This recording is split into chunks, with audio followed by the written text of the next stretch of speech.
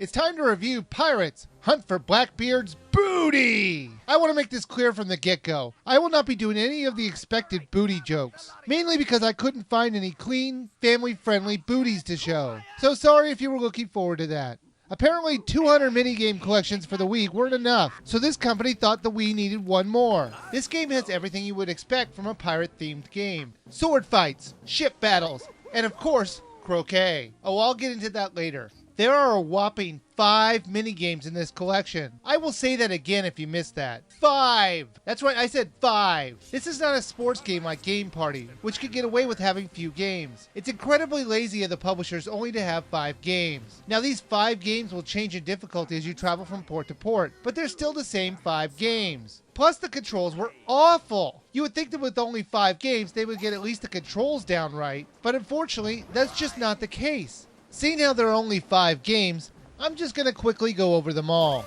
Row, Row, Row for Your Life is a game where you row and shoot at your enemies to get them to lose their treasure and slow them down. And whoever has the most after a couple laps wins. Winds of the Wavy Sea is a game where you see a treasure on the screen and you grab it and you have to get it back to your safety zone without getting hit.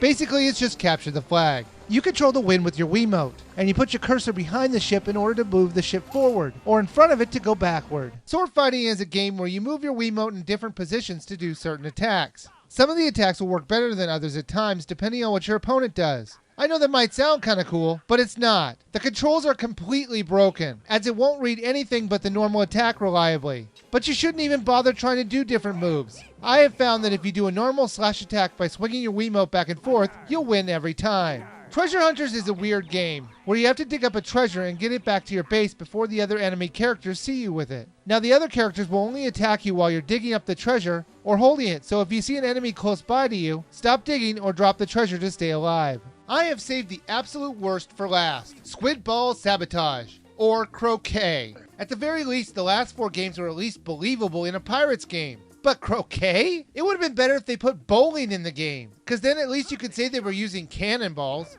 If you've never played croquet before, you have to hit a ball with a mallet in between a bunch of hoops. So of course the publishers had to pirate it up, so they had you hitting squids instead of balls. But of course in real life, if somebody actually did that, the squid would most likely explode. There are items to collect to make your pirate look different. And there's a multiplayer mode. But that doesn't matter because you'll never use those things, because the game sucks. And it won't take you more than 5 minutes of playing this game to come to that conclusion. And I have a haunting suspicion that I spent more time playing this game for this review than the game testers did, due to all the control issues. The publishers actually had the gall to originally ask $40 for this game when it first came out. Now it's at a more reasonable price of $20. But seeing how the game is boring and the controls don't work, I think $5 is too much to ask for this game. So obviously, you should skip this game.